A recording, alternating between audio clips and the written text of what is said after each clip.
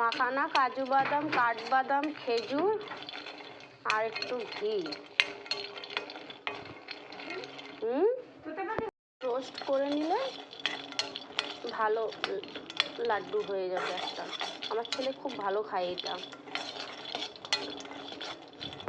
হয়ে গেলে মিক্সিতে দিয়ে দেবো।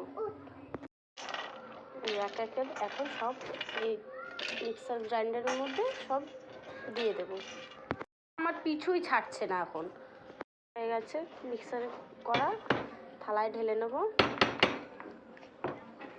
এবার লাড্ডুটা বানিয়ে নিই, তারপরে এই যে দেখো, এই যে সেরকম একটা, যে যার যেরকম শেপ দিতে চাও, আমি এরকম গোল গোল একটা লাড্ডু বানিয়ে নিয়ে তারপরে ওকে দিই।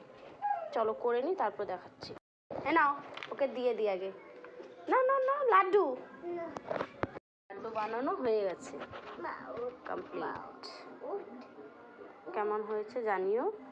এরকম তোমরাও বানায় খাওয়াতে পারো। আমার ছেলের 2 বছর বয়স, প্রায় 1.5 বছর থেকে ওকে আমি এরকম করে দিচ্ছি।